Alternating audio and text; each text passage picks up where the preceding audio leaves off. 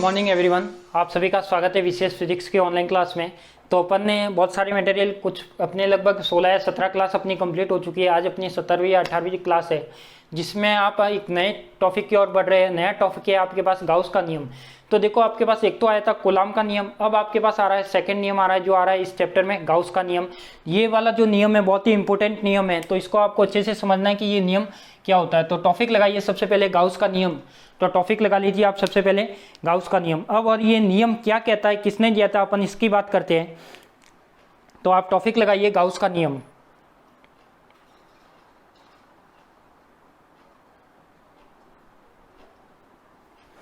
तो अपन बात करते हैं कि सबसे पहले गाउस का नियम कहता क्या है। तो देखो, इसको जो देने वाले थे वो कौन थे, गाउस नाम के वैज्ञानिक हुए थे जिन्होंने इस नियम के बारे में जानकारी बताई या इस नियम को दिया। तो वो किसने दिया था आपको, गाउस ने। इसीलिए इनका इस नियम का नाम क्या बताया गया, गाउस का नियम। अब ये नियम होता क्या है उसकी बात करते हैं। मान लिया कि आपके पास कोई बंद पृष्ठ है, क्या है आपके पास कोई बंद पृष्ठ है। मान लिया कि आपके पास ये कोई सरफेस है, ये क्या आपके पास कोई सरफेस है, ये आपके पास क्या है कोई बंद पृष्ठ है। तो मान लिया कि ये आपके पास क्या है कोई बंद पृष्ठ है, क्या है आपके पास बंद पृष्ठ है। और आप जानते हो कि इसमें रखा है मैंने कोई चार्ज, इसमें क्या रखा है मैंने कोई चार्ज रखा है। मान लिया कि मैंने एक चार्ज ये रखा है, एक चार्ज ये रखा है, एक चार्ज ये रखा है, 2q रखा है, एक चार्ज 3q रखा है। इस टाइप से मैंने क्या रखे, इसमें कुछ चार्ज रखे, क्या रखे, चार्ज रखे। तो मैं कह सकता हूं कि ये कोई बंद पृष्ठ है। यदि अपन निर्वात या वायु की बात करते हैं, निर्वात या वायु में रखा कोई बंद पृष्ठ है, क्या है आपके पास ये कोई बंद पृष्ठ का मतलब क्या होता है, बंद पृष्ठ जैसे आपका वर्ग हो गया, आयत हो गया, ऐसा कोई सरफेस हो गया जिसमें कोई भी आपका कोई पॉइंट नहीं हो बीच में, तो वो कहलाता है आपका बंद पृष्ठ, जिसमें ना कोई बाहर जा सकता है ना कोई अंदर आ सकता है। वो पृष्ठ कौन सा कहलाता है, आपका बंद पृष्ठ कहलाता है। क्लियर। तो मैं कह रहा हूं कि इस बंद पृष्ठ से क्या होता है, विद्युत फ्लक्स पारित होता है, यानी इसमें से क्या जाता है आपके पास, विद्युत फ्लक्स जाता है। और विद्युत फ्लक्स किसे कहते हैं वो भी मैं आपको बता चुका हूं कि जो भी इलेक्ट्रिक फील्ड्स लाइन जाती है, यानी कोई बंद एरिया या कोई एरिया है, कोई सरफेस है, उससे क्या जाती है, जो इलेक्ट्रिक फील्ड्स लाइन की संख्या होती है वही उसका क्या कहलाता है, फ्लक्स कहलाता है। वो इसका क्या कहलाता है, फ्लक्स कहलाता है। इससे अपन 2 क्लास पीछे पढ़े थे अपन ने कि विद्युत फ्लक्स के बारे में कंप्लीट रूप से अपन ने डिफाइन किया था, क्या होता है, इसका मात्रक वगैरह सब कुछ। तो अपन बात करते हैं कि जो गाउस का नियम है वो क्या होगा। तो गाउस का नियम क्या कहता है कि कोई भी, गाउस का नियम ये कहता है कि कोई निर्वात या वायु में कोई बंद पृष्ठ है, उससे पारित होने वाला फ्लक्स है वो किसके बराबर होगा। तो आप जानते हो कि मान लिया ये कोई बंद पृष्ठ था, ये क्या था आपका कोई बंद पृष्ठ था। इस बंद पृष्ठ से पारित होने वाला फ्लक्स, यानी कोई फ्लक्स बाहर जा रहा है, क्या जा रहा है, फ्लक्स बाहर जा रहा है। फ्लक्स का मतलब क्या होता है, इलेक्ट्रिक फील्ड्स लाइन की संख्या, क्या होता है, इलेक्ट्रिक फील्ड लाइन की संख्या, या विद्युत क्षेत्र लाइन की क्या होती है, संख्या होती है। तो मान लिया कि ये कोई क्या है आपका, ये कोई सरफेस था, यहां से क्या जा रहा है आपका कोई फ्लक्स बाहर जा रहा है या कोई अंदर आ रहा है। तो इसका जो फ्लक्स होता है वो किसके बराबर होगा उसकी बात करते हैं। तो यदि इसका फ्लक्स की बात करें तो वो फ्लक्स को अपन, आप जानते हो किससे व्यक्त करते हैं, फाई से व्यक्त करते हैं। किससे व्यक्त करते हैं, फाई से। अब मैं कह सकता हूं कि कोई भी बंद पृष्ठ से पारित होने वाला फ्लक्स का मान होता है वो किसके बराबर होता है उसकी अपन बात करते हैं। तो देखो, बराबर किसके होगा, जो बंद पृष्ठ में जितनी भी आवेश है उन सबको, आवेश को क्या करना है, उसका बीजगणितीय योग करना है। क्या करना है, बीजगणितीय योग। आपके पास देखो Q है, 2Q है, 3Q और Q है, यानी यहाँ पे टोटल आवेश इन बंद पृष्ठ में टोटल आवेश कितना है, 3 और 2 5 6 और 7Q, कितना है 7Q। तो यहाँ पे मैं नियम लिखूंगा कि जो इसका टोटल क्या होगा, सिग्मा Q ओपन में क्या आएगा आपका, एप्सिलॉन नॉट। तो ये नियम जो कहता है वो क्या कहता है आपका, जो ये नियम होता है ये क्या कहलाता है आपका, गाउस का नियम कहलाता है।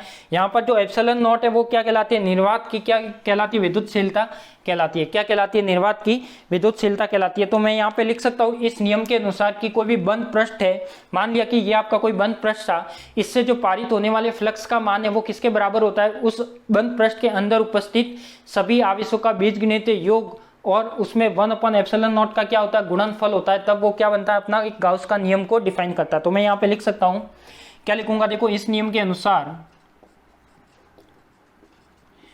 इस नियम के अनुसार, इस नियम के अनुसार किसी बंद पृष्ठ से, इस नियम के अनुसार किसी निर्वात या वायु में, निर्वात या वायु में किसी बंद पृष्ठ से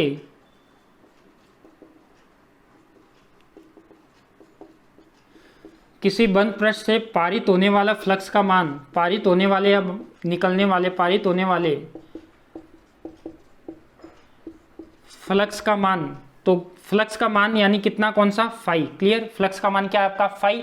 किसके बराबर होगा, उस बंद पृष्ठ में स्थित आवेशों के बीजगणितीय योग के किसके बराबर होगा, किसी बंद पृष्ठ से पारित होने वाले फ्लक्स का मान उसमें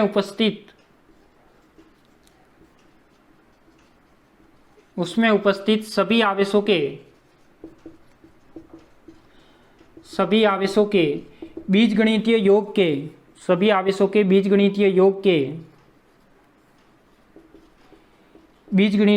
के तथा 1/ε0 के गुणनफल के बराबर होगा।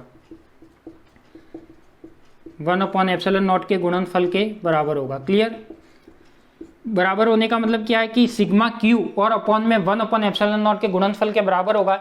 या फिर आप ऐसा लिख सकते हो कि सिग्मा क्यू और निर्वात की जो विद्युतशीलता है, यहाँ पे ε0 क्या है, यहाँ पे लिख लेता हूँ कि जहाँ पर ε0 क्या है, निर्वात की विद्युतशीलता है। क्लियर। निर्वात की क्या है, विद्युतशीलता है। क्लियर। तो यहाँ पे आपको समझ में आ गया कि जो फ्लक्स होता है वो क्या होता है कि इस नियम के अनुसार कोई भी निर्वात या वायु में कोई बंद पृष्ठ है, उस बंद पृष्ठ से निकलने वाले जो फ्लक्स का मान है वो किसके बराबर होगा, उस बंद पृष्ठ में उपस्थित सभी आवेश होते हैं, सभी आवेशों का क्या करना है यहाँ पे, बीजगणितीय योग, और उसमें डिवाइड करना अपन को ε0 का। या फिर आप ऐसा भी लिख सकते हो कि 1/ε0 और सिग्मा क्यू का जो मल्टीप्लाई होता है वो क्या होता है आपका, एक तरह से गाउस का नियम को डिफाइन करता है, जिससे अपन फाई से व्यक्त करते हैं। तो आप जल्दी से ये नियम लिख लीजिए, ये फॉर्मूला लिख लीजिए।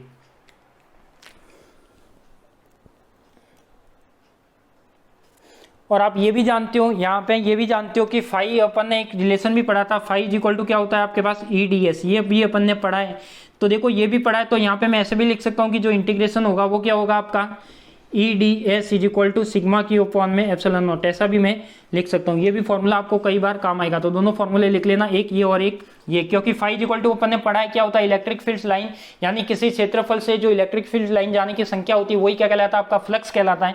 तो ये क्या हो जाएगा, इंटीग्रेशन EDS, कौन सा इंटीग्रल है, सरफेस इंटीग्रल, क्योंकि यहाँ पे क्या लग रहा है, DS। ठीक है, तो ये क्या हो जाएगा, integral EDS is equal to sigma Q upon ε0। तो जल्दी से इसको लिख लीजिए, डायग्राम बना दीजिए जो भी बनाया है।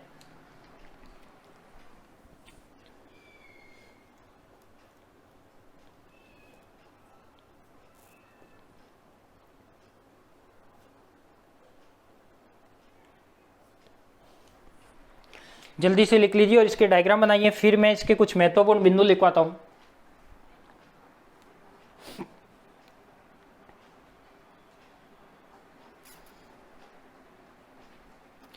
ये आपका ε0 ही है। ठीक है, मैं थोड़ा इस टाइप से बनाता हूँ ε0, तो आप ध्यान रखना कि ये क्या आपका ε0 ही है। बहुत ही इंपॉर्टेंट नियम है, ये है आपका गाउस का नियम। क्लियर। अब ये गाउस का नियम के अकॉर्डिंग यदि मैं कुछ महत्वपूर्ण बिंदु देखता हूं, यदि आपने लिख दिया हो तो मैं इसको हटा दूं। अब यदि मैं बात करता हूं इसके कुछ महत्वपूर्ण बिंदु की, यदि नहीं लिखा तो आप इसका आराम से स्क्रीनशॉट भी ले सकते हो। क्लियर। यदि मैं इसके कुछ महत्वपूर्ण बिंदु की बात करता हूं, देखो वो महत्वपूर्ण बिंदु क्या कहते हैं। यदि मैं समीकरण 1 से क्या लिखता हूं, कुछ रिलेशन बना के लिखता हूं या कुछ बिंदु लिखता हूं, वो बिंदु क्या क्या होते हैं उसकी बात करते हैं। तो फर्स्ट बिंदु क्या कहता है, देखो यदि फर्स्ट बिंदु कहता है कि यदि किसी बंद पृष्ठ में आवेशों का बीजगणितीय योग शून्य हो, बीजगणितीय योग क्या हुआ आपके पास, यानी sigma Q is equal to क्या हुआ आपके पास, 0 हो, सिग्मा क्यू का मान 0 हो, तो फ्लक्स का मान भी क्या होगा, 0 होगा। तो फ्लक्स का मान भी क्या होगा, 0 होगा। क्या होगा, फ्लक्स का मान भी क्या होगा, 0 होगा। क्लियर। क्या होगा, फ्लक्स का मान भी 0 होगा। ये कैसे होगा, देखो इस समीकरण 1 से देखता हूँ, ये अभी है। यदि मैं इसका डायग्राम बनाऊँ तो ये माना कोई सरफेस है, ये क्या था आपका, कोई सरफेस था। यहाँ पे मैंने एक 2q रख दिया, एक q रख दिया, एक यहाँ पे -2q रख दिया और एक क्या रख दिया, -q रख दिया। सबसे पहले मुझे फ्लक्स निकालना है, तो फ्लक्स के लिए मुझे क्या चाहिए, फ्लक्स के लिए मुझे सबसे पहले चाहिए सिग्मा क्यू। और सिग्मा क्यू क्या कहता है, किसी भी बंद पृष्ठ में जितने भी आवेश होते हैं उनका करना है बीजगणितीय योग। तो यहाँ पे मैं क्या करूंगा, sigma Q is equal to क्या आएगा, देखो 2q प्लस का q माइनस का 2q और माइनस का q। ठीक है, तो इससे चारों टर्म क्या हो जाएगी, कट जाएगी। तो sigma q is equal to क्या आएगा आपका, 0।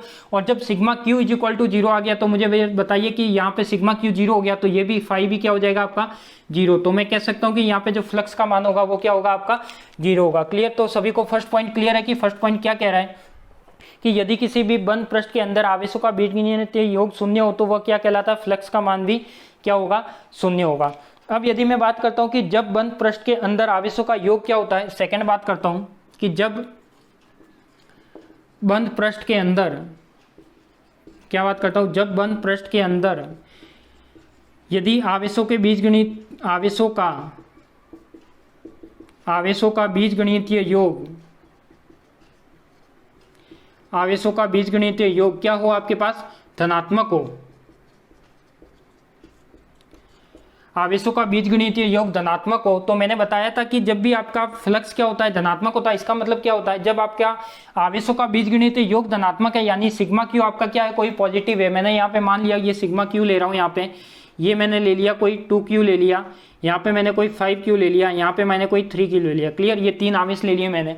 तो देखो यहाँ पे जब बंद पृष्ठ की बात करता हूँ तो सिग्मा यू क्यू यहाँ पे कितना आ जाएगा, 2q आ जाएगा, प्लस का 5q आ जाएगा और माइनस का क्या आ जाएगा, 3q आ जाएगा। माइनस का क्या आएगा, 3q। तो सिग्मा q कितना बचा आपका, 2q और 5q, 7q, 7 में से 3 गया तो आपके पास 4q बचेगा। कितना बचेगा, 4q। और जब ये 4q बचेगा तो यहाँ पे फ्लक्स कितना होगा आपका, सिग्मा क्यू। तो सिग्मा क्यू की वैल्यू कितनी आई, 4q अपॉन में क्या, एप्सिलॉन नॉट। क्लियर, ये इसका क्या हो जाएगा, आपका फ्लक्स हो जाएगा। ये आपका क्या हो जाएगा, यहाँ पे फ्लक्स हो जाएगा। तो मैं कह सकता हूँ कि यदि आपके पास फ्लक्स धनात्मक आया, इसका मतलब मैं कह सकता हूँ कि जब फ्लक्स धनात्मक होता है तो इसमें क्या होगा, तो पृष्ठ से फ्लक्स क्या होगा, निर्गत होगा। यानी जो इलेक्ट्रिक फील्ड लाइन है वो क्या होती है, जब धनात्मक होता है तो बाहर की ओर जाती है। अपन ने पहले ही पढ़ा है कि जब बंद पृष्ठ के अंदर यदि आवेशों का बीजगणितीय योग धनात्मक हो तो फ्लक्स क्या होगा, निर्गत होगा। तो फ्लक्स क्या होगा, निर्गत होगा। क्लियर, तो इस दोनों पॉइंट को लिखिए, फिर मैं थर्ड और फोर्थ पॉइंट की बात करता हूं। इस दोनों पॉइंट को लिखिए।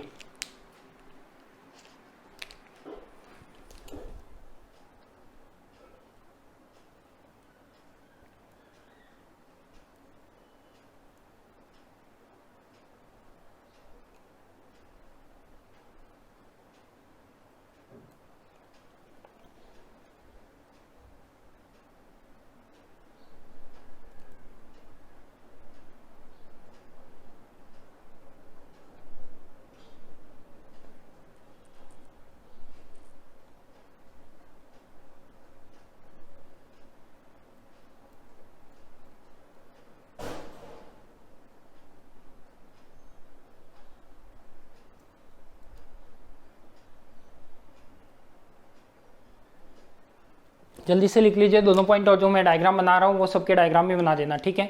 डायग्राम आपको केवल समझने के लिए, जो आपको समझने में या रिवीजन करने में आपकी हेल्प करेंगे। अब मैं नेक्स्ट बात करता हूँ कि यदि बंद पृष्ठ के अंदर जो आवेशों का बीजगणितीय योग है वो क्या है, आपके पास ऋणात्मक है।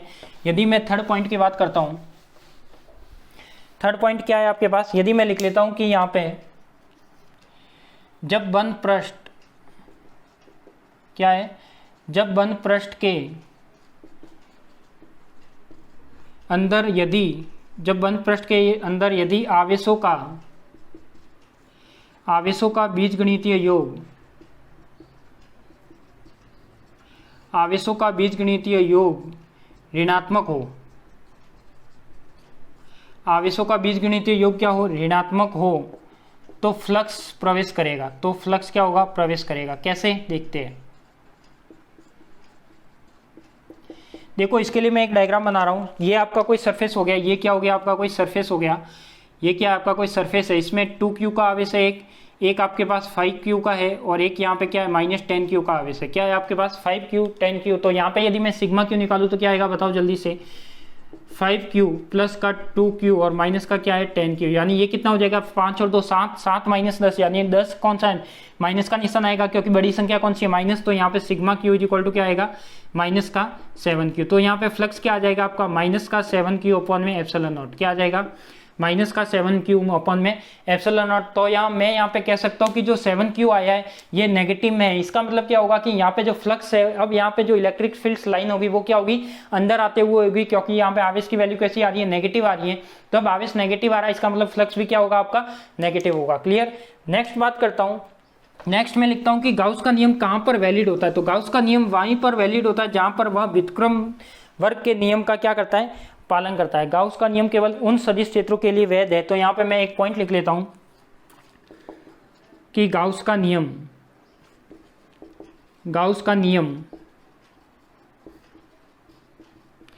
केवल उन सदिश क्षेत्रों के लिए वैध है उन सदिश क्षेत्रों के लिए वैध है। गाउस का नियम केवल उन सदिश क्षेत्रों के लिए वैध है जो व्युत्क्रम वर्ग के नियम का पालन करता है, जो व्युत्क्रम वर्ग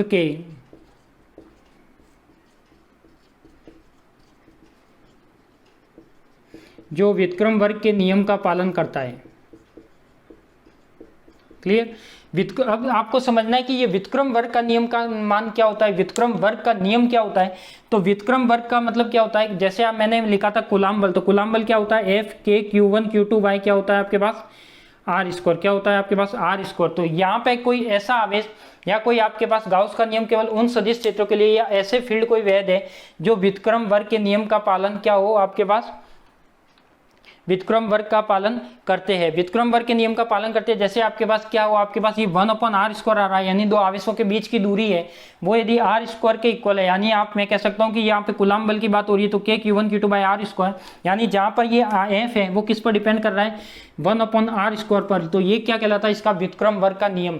जैसे आपके पास केंद्रीय बल आता है, वो भी एक क्या है, व्युत्क्रम वर्ग का नियम है। तो इस तरीके से आगे आगे जैसे भी आप पढ़ोगे, यदि आपने केंद्रीय बल पढ़ा है कक्षा 11th में, तो आपको ध्यान होगा कि व्युत्क्रम वर्ग का नियम क्या कहता है। क्लियर। तो ये चारों पॉइंट लिख लीजिए, यहाँ पे ये चारों पॉइंट क्लियर हो गए। क्लियर। अब फिर मैं इसके आगे की बात करता हूँ, ये चारों पॉइंट लिख लीजिए आप।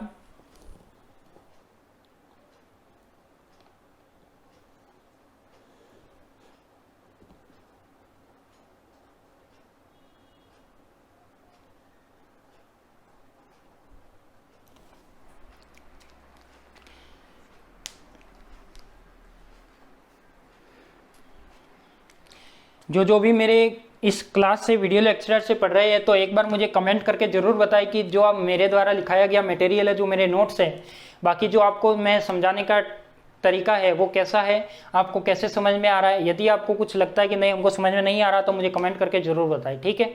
यदि आपको कुछ दिखने में या ऐसी कुछ प्रॉब्लम हो तो वो भी मुझे क्लियर करके कमेंट में जरूर लिखें, या मुझे पर्सनली जो क्लास का नंबर है उस नंबर पे आप मैसेज कर सकते हैं। और जो भी स्टूडेंट अपने वीडियो लेक्चर को देख रहे हैं, तो उनके लिए इस जो वीडियो का डिस्क्रिप्शन है, जो इसके विवरण है वीडियो के नीचे लिख रखा है, उसके में एक टेलीग्राम चैनल की लिंक दे रखी है, और टेलीग्राम लिंक को क्लिक करके आप टेलीग्राम चैनल पर जरूर ज्वाइन होना, क्योंकि टेलीग्राम चैनल पर ही अपने सभी क्या होते हैं, टेस्ट होते हैं। क्या होते हैं, टेस्ट होते हैं। तो जितने भी अपने पास टेस्ट होते हैं क्विज के माध्यम से होते हैं, फिक्स टाइम लिमिट होती है, फिक्स उसकी मेरिट भी बनाई जाती है कि कितने क्वेश्चन आपने सही किए और कितने क्वेश्चन आपने गलत किए। इसलिए आप टेलीग्राम चैनल को जरूर ज्वाइन करना, ठीक है।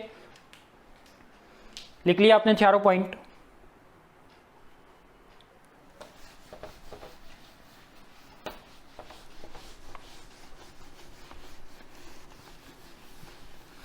देखो चारों पॉइंट लिख लिए, तो अब मैं कुछ इसके महत्वपूर्ण बिंदु लिख रहा हूं। क्या लिख रहा हूं, कुछ महत्वपूर्ण बिंदु इस नियम से रिलेटेड।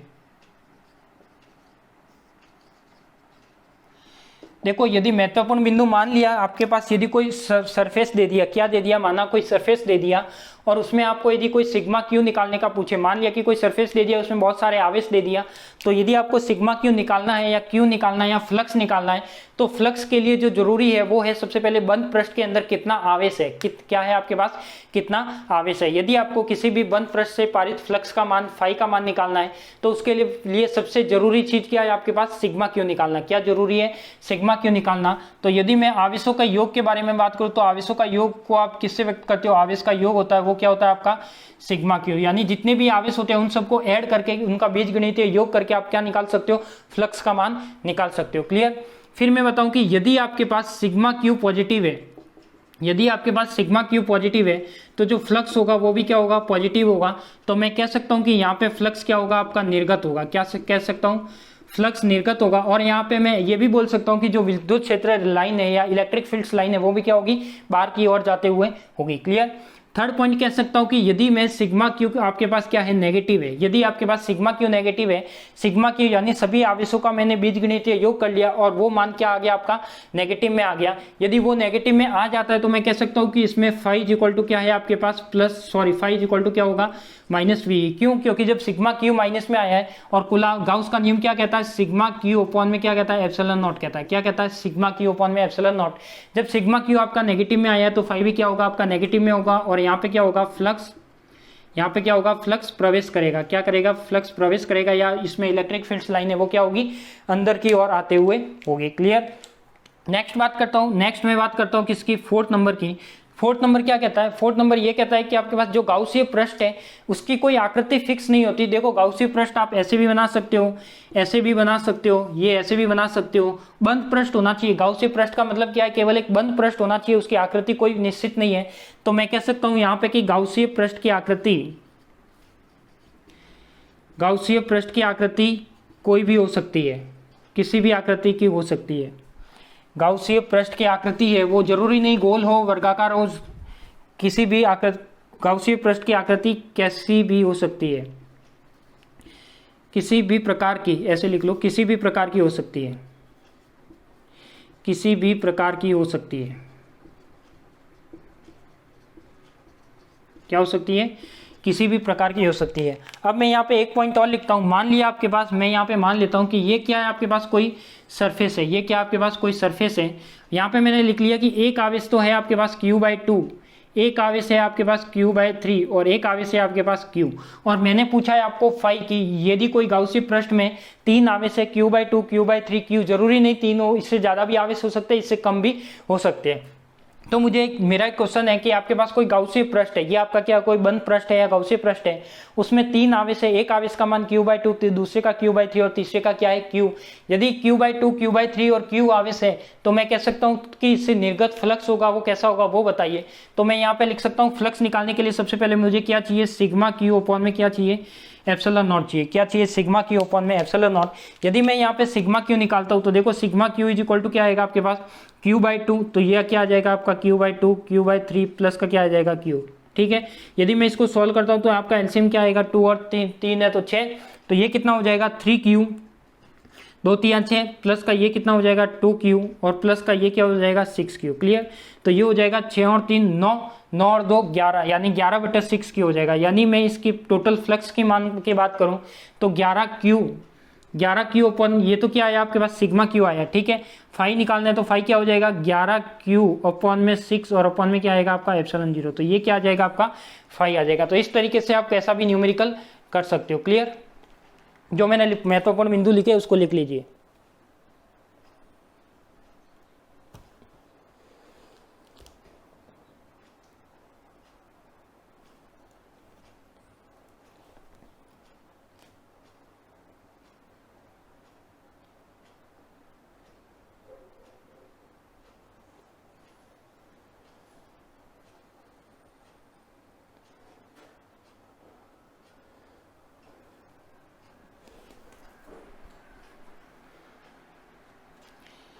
जो मैं महत्वपूर्ण बिंदु लिखवा रहा हूँ वो आपके कई तरह के जो कंपटीशन एग्जाम लगते हैं उसमें बहुत सारे काम आएंगे, बहुत सारे न्यूमेरिकल करोगे उसमें भी काम आएंगे। न्यूमेरिकल मैं भी आपको करवाऊंगा, अच्छे से करवाऊंगा। न्यूमेरिकल अभी आपने मेरे कराने की टेक्निक देखी नहीं है, वो भी मैं आपको करवाऊंगा।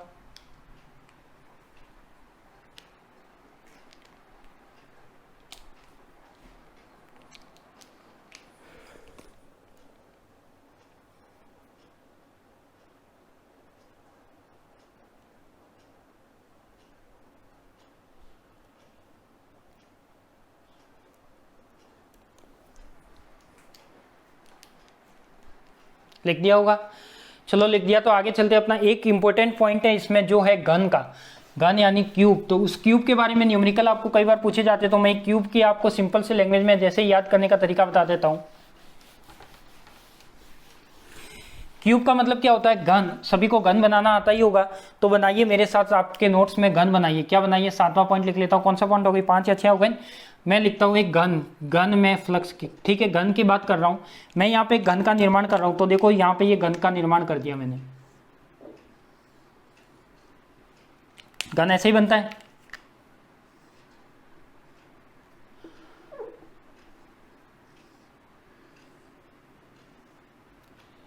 क्या बना रहा हूं मैं, एक घन बना रहा हूं। ठीक है, तो ये बना दिया मैंने एक घन। क्या बना दिया मैंने, एक घन बना दिया। और घन में के बीच में मैंने क्या रख दिया, कोई क्यू आवेश रख दिया। देखो घन क्या है, आपका एक बंद पृष्ठ है। और मैंने क्या बोला है कि जो गाउसी पृष्ठ है वो तो कैसा भी हो सकता है, घन हो, आयत हो, वर्गाकार हो, वृत्त हो, गोला हो, कोई भी हो सकता है, रिंग हो। तो वो क्या आपके एक घन है। तो मैं कह सकता हूं कि ये आपका क्या है, कोई घन है। अब इस घन का मुझे क्या लिखना है, फ्लक्स लिखना है। क्या लिखना है, फ्लक्स लिखना है। अब कहां पर फ्लक्स लिखना है, यदि मैं फाई की बात करूं, फाई टोटल फाई कितना होगा, तो कुल फाई की यदि मैं बात करूं तो इस घन के अंदर क्या रखा है मैंने, क्यू आवेश रखा है। तो यदि क्यू आवेश रखता है तो क्या आता है, यहाँ पे केवल एक आवेश है, यानी सिग्मा क्यू की जगह क्या आ जाएगा, क्यू, तो यहाँ पे तो आ जाएगा आपका क्यू। क्लियर। यदि मैं बात करता हूँ किसकी, नीचे क्या आएगा, एप्सिलॉन नॉट, तो ये तो घन के लिए क्या आएगा, फाई कुल आएगा। यानी इस घन में यदि मैं टोटल फ्लक्स की मात्रा की बात करूँ तो क्या आएगा आपके पास, क्यू अपॉन में एप्सिलॉन नॉट आएगा। क्या आएगा आपके पास, क्यू अपॉन में एप्सिलॉन नॉट। दूसरे की बात करता हूँ, यदि मैं फाई की बात करता हूँ, फाई कोण की, फाई लिखना है मुझे कोने पर। अब कोने का मतलब क्या होता है, देखो घन में कितने कॉर्नर पॉइंट है, सबसे पहले तो ये गिनो। तो घन में आप देखोगे तो 8 पॉइंट है, कितने हैं 8, तो 1 पॉइंट, 2 पॉइंट, 3 पॉइंट, 4 पॉइंट, 5, 6, 7 और 8, कितने पॉइंट है टोटल, 8 कॉर्नर पॉइंट है। यदि मैं इन कॉर्नर पॉइंट से जो निकलने वाली फ्लक्स की मात्रा है वो मुझे लिखनी है, तो मुझे बताइए कि आपके पास ये क्या था, क्यू आवेश था। इससे जो भी इलेक्ट्रिक फील्ड लाइन निकलेगी, या फिर अपन कह सकते हैं कि जो भी फ्लक्स निकलेगा, प्लस आवेश है, बाहर की ओर जाते हुए होगा, तो बाहर की ओर जाते हुए होगा तो वो कितने कॉर्नर से पास होगा, 8 कॉर्नर से। क्या कितने कॉर्नर से पास होगा, 8 कॉर्नर से। या फिर आप डायरेक्ट ऐसे भी याद कर सकते हो कि यदि फाई कॉर्नर का लिखना है, क्या लिखना है, जो फ्लक्स है वो कॉर्नर का लिखना है, तो आपका आवेश सिग्मा क्यू तो कितना है, क्यू आ जाएगा, और नीचे कॉर्नर, टोटल कॉर्नर कितने हैं, 8 है, तो ये क्या आ जाएंगे, 8 एप्सिलॉन 0। क्या आ जाएगा आपका, 8 एप्सिलॉन 0। यदि फाई किसकी बात करते हैं, मैं कॉर्नर की बात करता हूँ। यदि जो फ्लक्स की मात्रा है वो यदि हम कॉर्नर पर निकालना चाहते हैं, यहाँ यहाँ यहाँ, तो यहाँ क्या आएगा आपके पास, क्यू अपॉन में 8 एप्सिलॉन नॉट आएगा। क्लियर। तीसरा बात करता हूं मैं, यदि फाई सतह की बात करता हूं, कितनी बात करता हूं, फाई सतह यानी सरफेस की। तो देखो सरफेस भी कितने हैं आपके पास, ये एक है, ये देखो कोई भी घन आपके पास, जैसे कोई रूम होता है तो उस रूम के सरफेस गिन लो, तो 4 सरफेस तो चारों साइड के हो गए, 1, इसके पीछे वाला 2, 3 और आगे वाला 4, ठीक है, ये 4 हो गए, और 2 ऊपर वाला और 1 नीचे वाला। या फिर आप जिस रूम में बैठे हो, जहां भी आप पढ़ रहे हो, उस रूम का जो टोटल फ्लक्स, टोटल सतह है वो गिन लो। एक दीवार ये हो गई तो 1, दूसरी दीवार ये हो गई तो 2, तीसरी दीवार ये हो गई तो 3, और सामने वाली दीवार 4, 5 और 6, कितनी फलक हो गई टोटल, 6 फलक। तो अपन कह सकते हैं कि जो फाई सतह पर निकालना है, यानी फाई सतह पर निकालने के लिए जो क्यू होगा वो का क्यू और 6 एप्सिलॉन नॉट, यानी ये क्या होगा आपके पास, रिलेशन होंगे। तो यदि आपको घन के बारे में पूछता है, कुल घन के लिए पूछता है फ्लक्स की मात्रा, तो क्यू अपॉन एप्सिलॉन नॉट। यदि कॉर्नर पर पूछता है तो क्यू अपॉन 8 एप्सिलॉन नॉट। यदि सतह पर पूछता है तो क्या होगा, क्यू अपॉन में 6 एप्सिलॉन नॉट। ठीक है, तो इसी के साथ अपना यहाँ पे गाउस का नियम यहाँ पे क्या हो जाता है, कंप्लीट हो जाता है। तो मैंने अच्छे से आपको गाउस का नियम बता दिया, सभी एग्जाम्पल जो भी महत्वपूर्ण बिंदु थे वो भी मैंने आपको सभी लिखकर बताए और अच्छे से एक्सप्लेन किया है। ठीक है, इसको भी आप बना दीजिए और लिख लीजिए।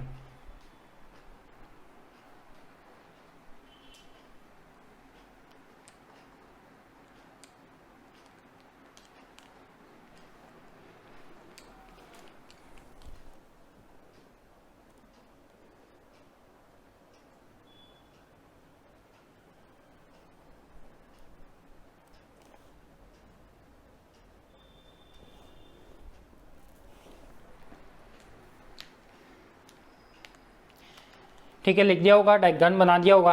तो आज के लिए तो इतना ही। आज अपना जो ये गाउस का नियम था वो यहाँ पे कंप्लीट हो जाता है। और आपने देखा है कि जो भी मैं आपके यूट्यूब पर वीडियो अपलोड हो रहे हैं वो टॉपिक टू टॉपिक हो रहे हैं। यदि टॉपिक बड़ा है तो वीडियो बड़ा होगा, यदि टॉपिक छोटा है तो वीडियो छोटा होगा। तो अभी तो अपना चैप्टर नंबर 1 चल रहा है, अभी बड़े बड़े डेरिवेशन आए नहीं है। तो जब भी डेरिवेशन आएंगे तब आपके वीडियो की साइज भी क्या हो जाएगी, बढ़ जाएगी। क्लियर। तो आप उसको पढ़ने के लिए तैयार रहे। आगे आने वाले डेरिवेशन में सभी बड़े डेरिवेशन ही आने वाले हैं। और आपको मैं वादा करता हूं कि जो भी आपको मैं डेरिवेशन कराऊंगा, कम से कम डेरिवेशन ऐसा कराऊंगा कि आप भूलोगे तो नहीं, ये मेरी गारंटी है। ठीक है, तो आप ज़्यादा से ज़्यादा सभी से रिक्वेस्ट है कि वीडियो को लाइक, शेयर और कमेंट करके मुझे ज़रूर बताएं। और जो भी आपके पास फ्रेंड सर्कल है, आपके क्लासमेट है, उन सभी से बोलिए कि आप इस यूट्यूब चैनल पर एक बार क्लास लेकर देखो। क्लास लेने के बाद आप मुझे बताओ कि क्या उसमें क्लास में लेने का मजा कैसा आता है, कैसे आपको समझ में आता है। वो चाहे बायोलॉजी का स्टूडेंट हो, चाहे मैथमेटिक्स का स्टूडेंट हो, किसी भी के लिए मैं बिल्कुल जीरो लेवल से लेकर आपको चल रहा हूँ। ठीक है, क्या लेकर चल रहा हूँ, बिल्कुल जीरो लेवल से लेकर चल रहा हूँ। यानी कोई मैथ का स्टूडेंट हो सकता है, कोई बायो का हो सकता है, तो किसी के लिए कोई भी प्रॉब्लम बीच में क्रिएट नहीं होगी। क्लियर। तो आप ज्यादा से ज्यादा संख्या में क्या करें, यूट्यूब चैनल से आपके 12th वाले स्टूडेंट को जोड़िए। ठीक है, और ज्यादा से ज्यादा इस वीडियो को फैलाइए, ज्यादा से ज्यादा लिंक शेयर कीजिए और सबको बताइए इस चैनल के बारे में। और इस चैनल के बारे में बताकर आप उनको बोलिए कि एक बार आप इनकी क्लास लेकर देखो, आपको कैसा फीडबैक लगता है। यदि आपको अच्छी लगे तो लेना, न लगे तो न लेना, बट इतनी मेरी गारंटी है। मैं भी इतने सालों से 11th 12th क्लास और प्लस में जो कॉलेज की जो बीएससी वाली क्लास है और एमएससी वाली क्लास है, सभी को पढ़ाते आ रहा हूँ 5 सालों से। तो जो बीएससी की क्लास है वो भी पढ़ा रहा हूँ, अपनी खुद की एप्लीकेशन भी चल रही है।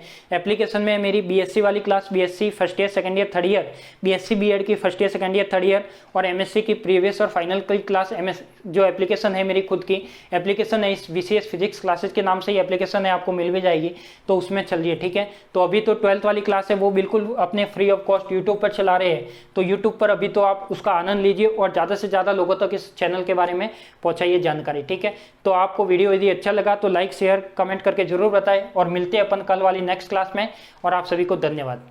और आप जानते हैं कि हर संडे आपका क्या होता है, यहाँ पे टेलीग्राम चैनल पर क्विज के माध्यम से टेस्ट होता है, जो भी आपका 6-7 दिन में पढ़ाया गया है, तो उसके लिए जो आज तक अपन ने पढ़ा है उसका क्या होगा, कल आपका संडे है, तो कल संडे के दिन आपको टेलीग्राम चैनल पे आना है, उसकी जानकारी टेलीग्राम चैनल पे दे दी जाएगी। सुबह 11 बजे आपका क्या लिया जाएगा, टेस्ट लिया जाएगा क्विज के माध्यम से। तो जो भी अभी तक चैप्टर नंबर 1 में अभी तक आपने जो पहले पढ़ा है उसका टेस्ट आप सभी को आके देना है, क्लियर। और टेलीग्राम चैनल पे आपके पास एमसीक्यू क्वेश्चन आते हैं, ऑब्जेक्टिव क्वेश्चन आते हैं, उसमें से आपको आंसर सेलेक्ट करके आंसर देना होता है, और प्रॉपर आंसर देने के बाद जितने भी क्वेश्चन अटेंड करोगे, कितने टाइम में अटेंड करोगे, उसकी मेरिट आपको रिजल्ट के माध्यम से बनाकर बता दी जाएगी टेलीग्राम चैनल पे। तो ज़्यादा से ज़्यादा संख्या में आप टेलीग्राम चैनल से जुड़िए, टेस्ट दीजिए, कैसा आपको समझ में आया कैसा नहीं आया, अपना स्वयं का मूल्यांकन स्वयं कीजिए। ठीक है।